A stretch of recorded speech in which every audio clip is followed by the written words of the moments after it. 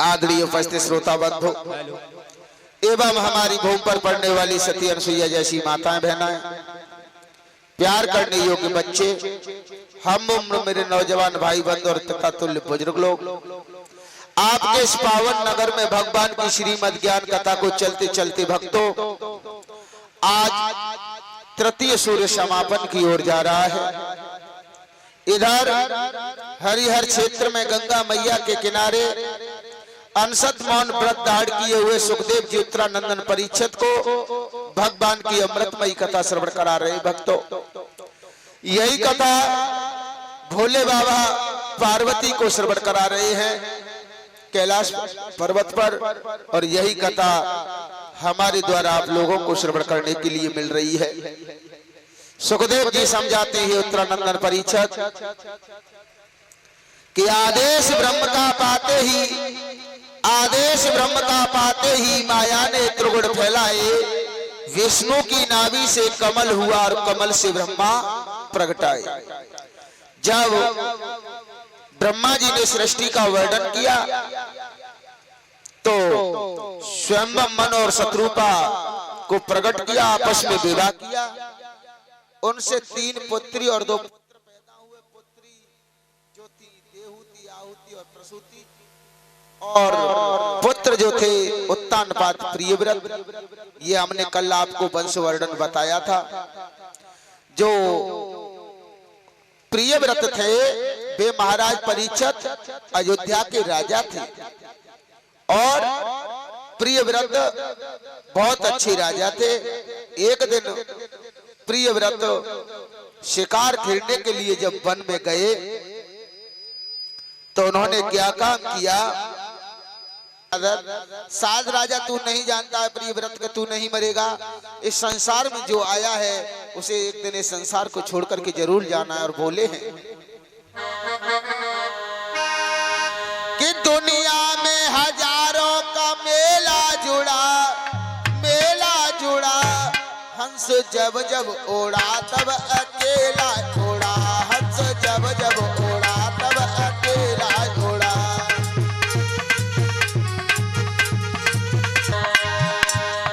दुनिया में लाखों का मेला जुड़ा, हम मेला जुड़ा, हंस जब जब ओढ़ा तब अकेला ओढ़ा, हंस जब जब ओढ़ा तब अकेला ओढ़ा।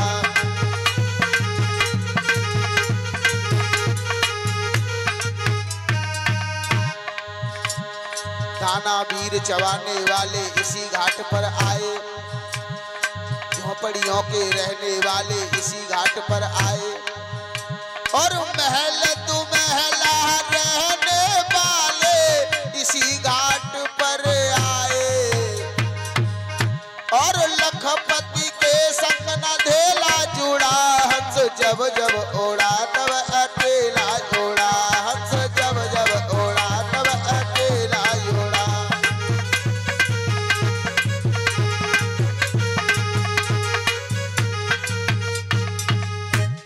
राजा प्रियव्रत, इस संसार से जब तुम जाओगे तो तुम्हें यहाँ से संसार छोड़ करके जाना पड़ेगा।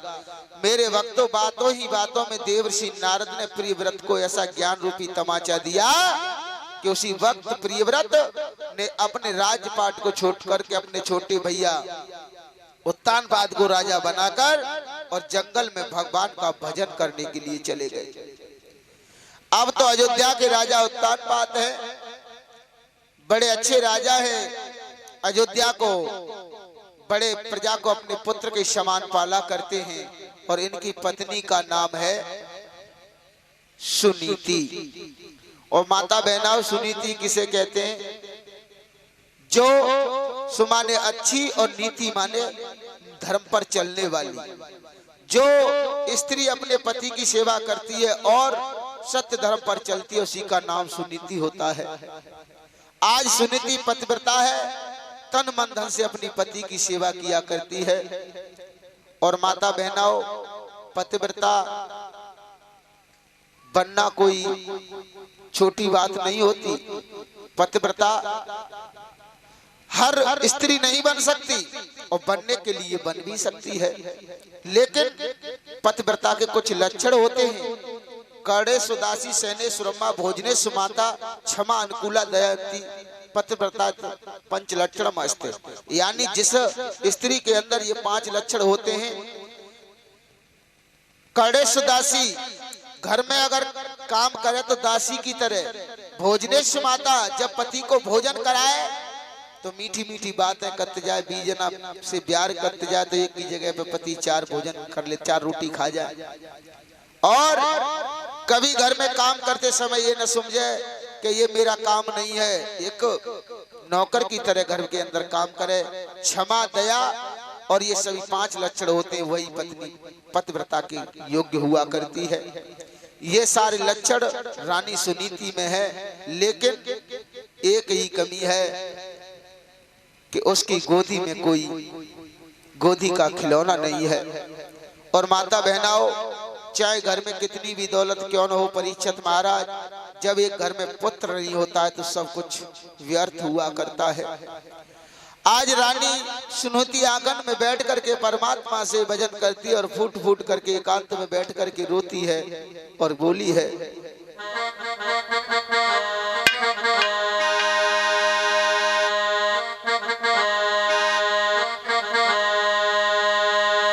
प्रभु तूने कैसी नजर डारी, भयो न मेरे कोई लाल। प्रभु तूने कैसी नजर डाली, भयो न मेरे कोई लाल।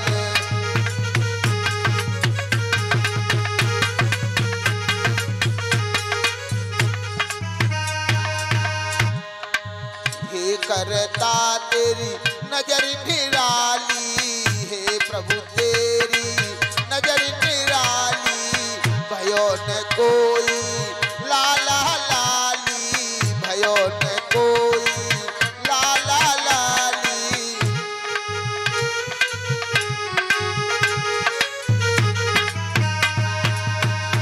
अरे दुख की छाई अंधेरिया काली रोई गई है सुकुमार, भयो न कोई मेरे लाल।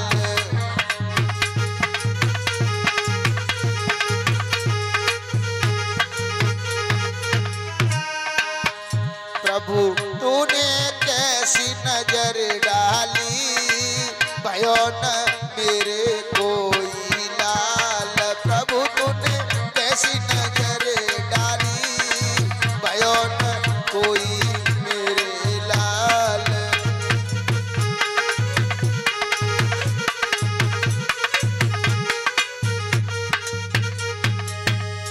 आज आंगन में बैठ करके रानी फूट फूट करके एकांत में रोती है। एक दिन भक्तों हुआ ऐसा, उत्तान इधर राजा उत्तानपाद शिकार खेल करके और दरबार से जब फ्री होकर के जब महलों की तरफ आए हैं तो रानी ने बड़े सुंदर आसन के साथ में राजा को बिठाया और भोजन कराती। भोजन कराने के बाद में जब राजा शैया पर सोने के लिए लेट गए हैं तो आज सुनीति राजा के पैरों को दबा रही, अपने पति के पैरों को दबा रही है। और माता बहनाओं, ये हर पत्नी का कर्तव्य हुआ करता है कि जब पति हमारा थका बाहर से आए तो पत्नी का कर्तव्य होता है कि भोजन प्रेम से कराए और भोजन कराने के बाद में अपने पति की सेवा करे। लेकिन आज कल की माता बहना कहाँ सेवा कर रही हैं परीक्षित महाराज। लेकिन ऐसी कोई बात नहीं है, संसार में सब एक जैसे नहीं है, सेवा तो जरूर करने वाली तो करती है। आज मेरे माता बहन भाई बंधुओं, इधर रानी सुनीति अपने पति के पैरों को दबाती जा रही है और सोचती जा रही है मन में कि आज तक मेरे पिया ने मुझसे ये तक नहीं कहा कि तुम्हारे कोई पुत्र नहीं पैदा हुआ, कभी भी मेरे पति ने मुझसे बुरा भला नहीं किया। लेकिन मैं ऐसी अभागिन हूँ कि मैंने कोख से किसी पुत्र को जन्म दिया नहीं दिया है। आज रानी को ख्याल आ जाता है और आंखों से आंसू टपका और गालों पर लकीर बनाता हुआ और राजा के पैरों पर जैसे आंसू की बूंद गिरी है। एकदम से राजा जग के आंख खुल जाती है और कहने लगे, रानी सुनीति तुम रो रही हो क्यों, क्या बात है, तुम रो क्यों रही हो? तो रानी कहने लगी, महाराज सुनिए। और क्या बोली है,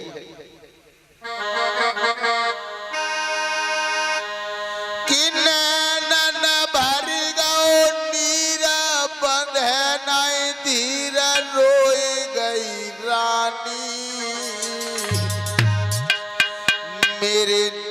भई संतान रे के होई रही है रानी।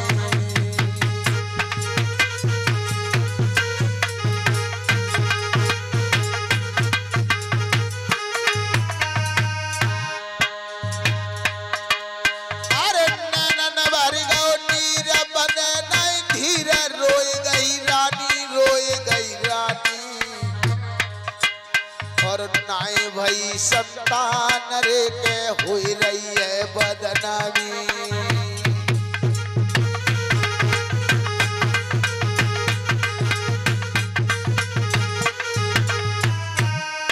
अरे कहा करे कि तजा है कि न सुनाए अपनी कहानी, अपनी कहानी।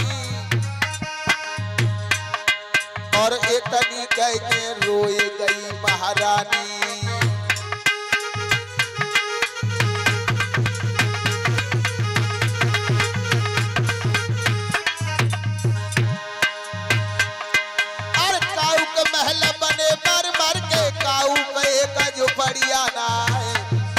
और काऊ के दौलत यारवन भर रही, काऊ पे फूटी कौड़िया नाई।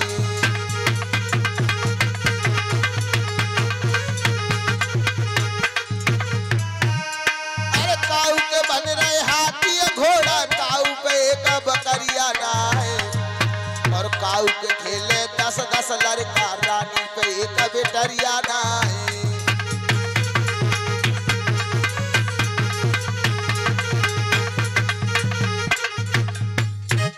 आज रानी ने कहा महाराज या तो मैं निबल हूँ या मैं बाज हूँ, आप निबल हो। दुनिया हमारी उसी उड़ाती है, महाराज हमारी संतान नहीं है, इसका मुझे बहुत बड़ा दुख है। आज तक आपने मुझसे कुछ नहीं कहा। राजा कहने लगे रानी ये संतान देना और ले लेना ये तो सब प्रभु की लीला है।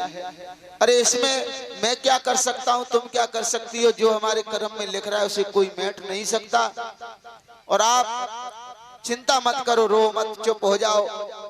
आज रानी कहने लगी महाराज एक बात कहूं, अगर आप मेरी बात को मानो तो। कहने लगी बोलो रानी क्या बात है? कि महाराज आप दूसरा विवाह कर लीजिए। क्या रानी तुम क्या कह रही हो कि मैं दूसरा विवाह कर लूं? कि हाँ। अरे जब मेरी सौत घर में आएगी तो महाराज उसके हो सकता है उसकी कोख से बच्चा हो जाए और मेरा वंश आगे चल जाए, इससे बड़ी सुखी बात मेरे लिए क्या है। आप अपना विवाह कर लीजिए। राजा उत्तानपाद कहने लगे अब तो रानी तुम बिल्कुल घर को बैठने वाली बात करती हो। तुम्हें मालूम नहीं है सौत चून की भी बुरी होती है। अब परीक्षित महाराज तुम सोच रहे होगे सौत चून की बुरी कैसे होती है?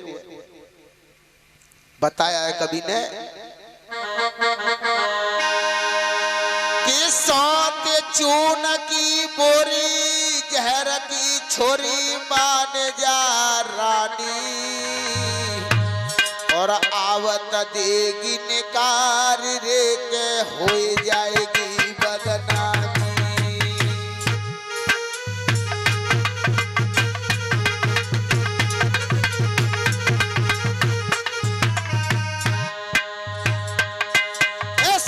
चून की बोरी झर की छोरी मान जा रानी, मान जा रानी। और आवत देगी निकार री के हो जाएगी बदनामी।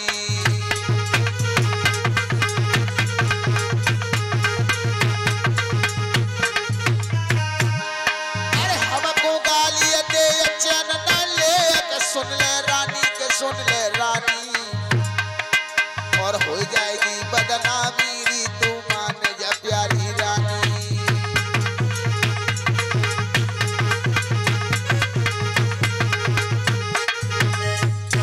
रानी। सौत करो कि एक चून की सौत बनाई, हाथ पैर आंख आंख में लगाई दी नमक की कंकड़ी, खड़े नमक की कंकड़ी की आंख बनाई दे। अब सौत बनाए के और माने खटिया पे पराई दे, पड़ा गई। अब रोटी आटो गूंथत जा रही है। कहने लगी के अब तो उठे बैठती हमने चौका बासन कर लो, आटो गूंथ के धर लो, चूल्हे में आँचे कर लई। तुम तो पटरानी हो गई हो, तुम तो वही उठवे को मन ना कर रही, जगवे को मन ना कर रही। अब जग जाती, हमने सबरो घर को काम कर लो, अब रोटी कर लेती उठ के। अब चूनों का परिचित महाराज उतर दे तो है बाने पट गुस्सा आई से वाने का काम करो को चून जो है तो का वाने गुरी मुड़ी करोगे सोच ला तो अबई बता दूं दारी तो तोड़ के धर दूं तो वाने सवरी गुड़ी मुड़ी करी और आटो चूल्हे में डाल दो।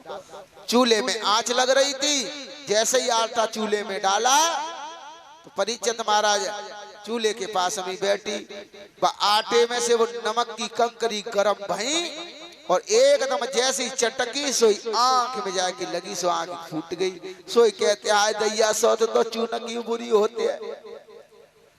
तो राजा कहने लगी रानी इसलिए मान जाओ, सौत चून की भी बुरी हुआ करती है, तुम अपने घर को बर्बाद करने में क्यों तुली हो। अगर सौत घर में आ गई तो समझ लो तुम्हारा ठिकाना नहीं हो रहेगा और मुझे भी परेशानी होगी।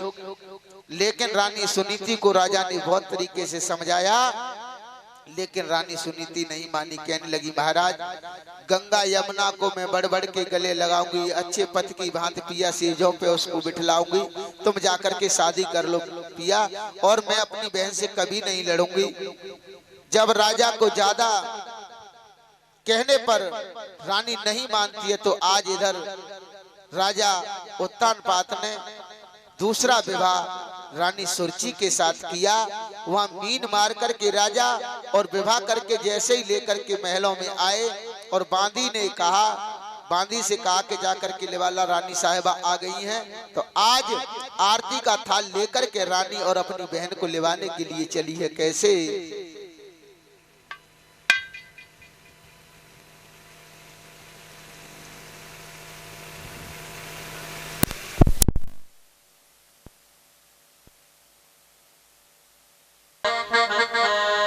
और रानी आरती का थाल लेकर के और आज कैसे चलने लगी है। मेरी आई गई छोटी बहन चलो री सकी महलनों में ले आवे। मेरी आई गई छोटी बहन सकीरी चलो महलनों में ले आवे।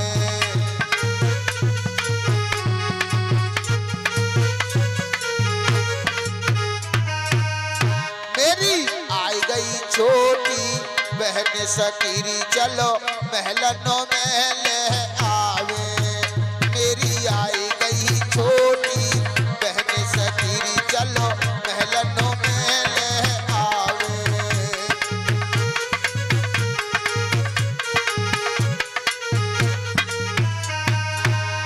अरे सखियां जोरे मिले मंगल गावे, सखियां जोरे मिले मंगल गावे। गावे गबने गीत बलहार चलो री सखी महलनों में ले आवे। मेरी आई गई छोटी बहन सकीरी चलो महलनों में ले आवे।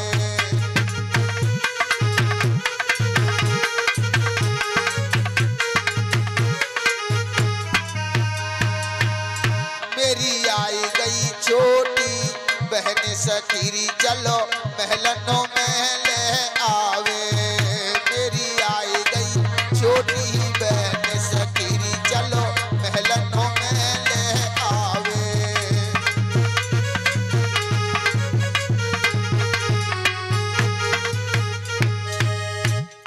आज जब बांदी पहुंची है आरती का थाल लेकर के कहने लगी रानी साहिबा डोला से पैर नीचे उतारिए, तुम्हारी बड़ी बहन इंतजार कर रही हैं।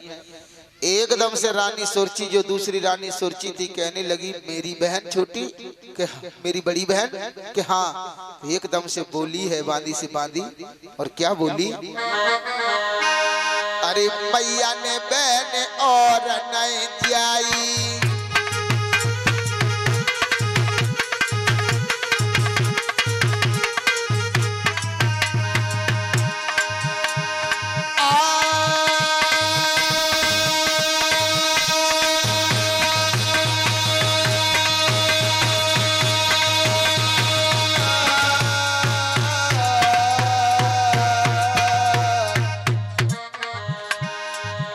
अरे मैया ने बहन और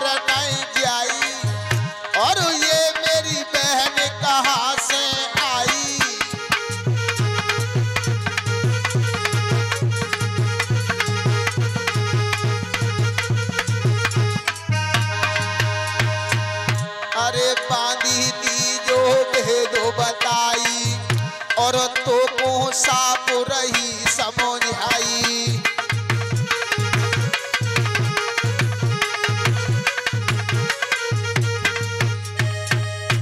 एकदम से रानी सुरची कहने लगी मेरी तो कोई बहन भी नहीं है और तू कह रही है कि तुम्हारी बड़ी बहन महलों में इंतजार कर रही है। रानी साफ साफ बात बताओ, ये बात कारण क्या है? एकदम से बांदी कहने लगी रानी साहिबा आपकी बड़ी बहन मतलब राजा की दूसरी बड़ी रानी। रानी सुरची कहने लगी मतलब मेरी इस घर में सौत भी है?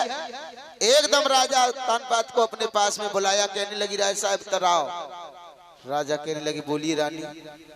और क्या बोली है रानी सुरची अपने पति से कि घर एक तुम्हारे रानी थी तो मुझे व्यर्थ क्यों लाए हो, वो भोग करन को काफी थी मोए बाहर झोंकी वे लाए हो।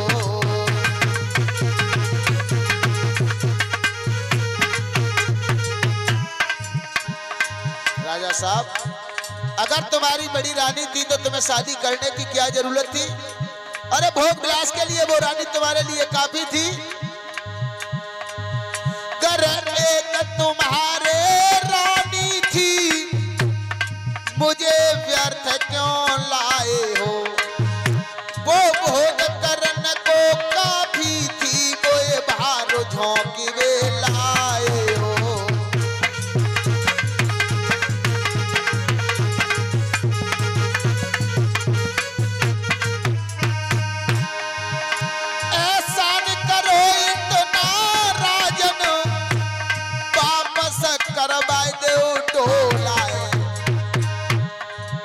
और मेरे जाने अयोध्या पे पर जाए बम्ब को खोलाए।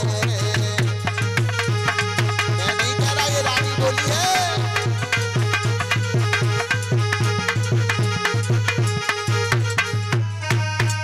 अरे मेरे जाने अयोध्या पे पर जाए बम्ब को खोलाए।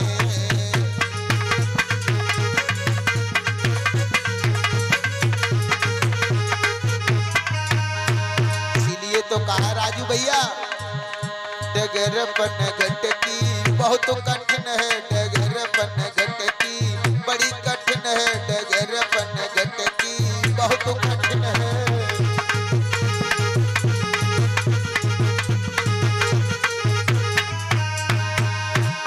बड़ी कठिन है बड़ी सुगड़ है, डगर पन घट की बहुत कठिन है, कथा नटवर की बड़ी सुगड़ है, डगर पन घट की।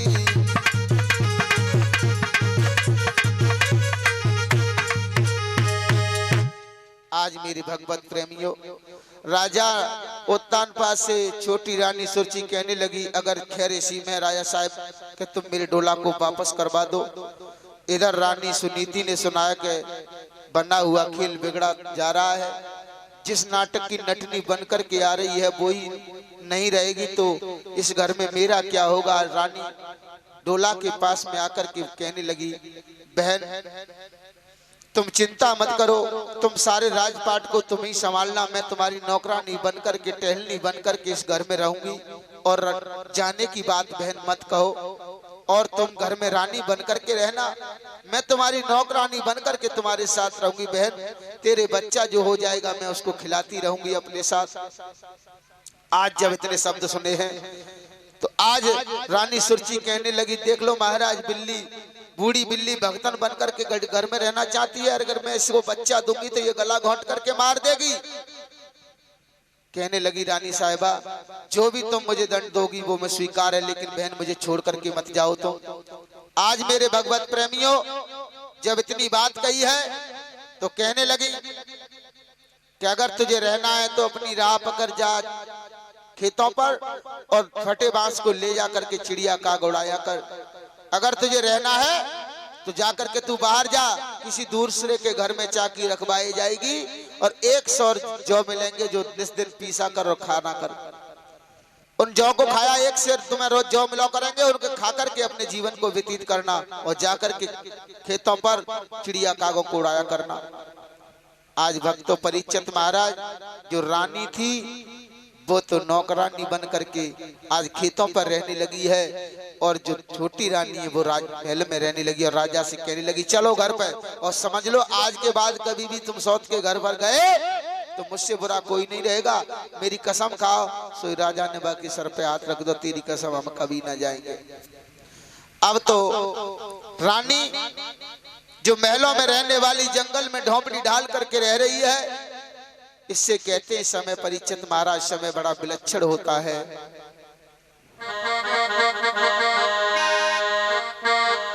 राजा से बन गए भिखारी समय तेरी बलिहारी, राजा से बन गए भिखारी समय तेरी बलिहारी।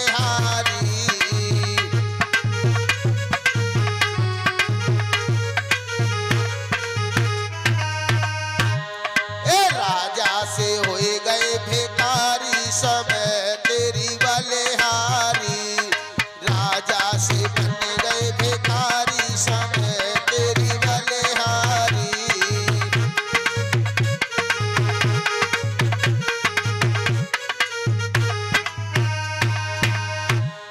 समय बदलेगा ओ मोरा ध्वज को, समय बदलेगा ओ मोरा ध्वज को, अरे सुत पे चला ही दही आरी समय तेरी बलिहारी, राजा से बन गए भिखारी समय तेरी बलिहारी।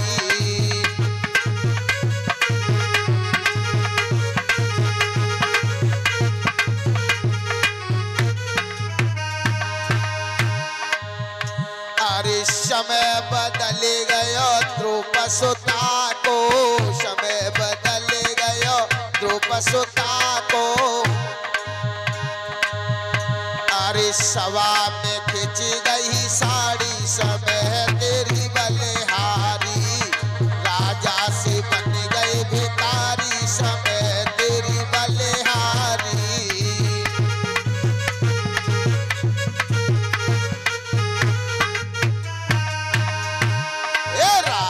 से होए गए भिखारी समय तेरी बलिहारी, राजा से बन गए भिखारी समय तेरी बलिहारी।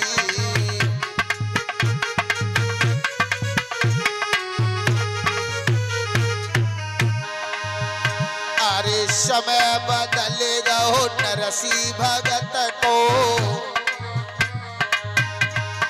समय बदल गयो नरसी भगत को,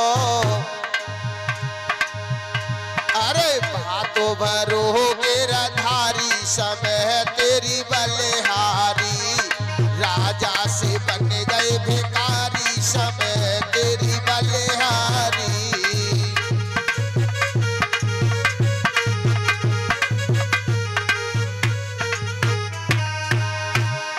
राजा से बन गए भिखारी समय तेरी बलिहारी, राजा से हुए गए भिखारी समय तेरी बलिहारी।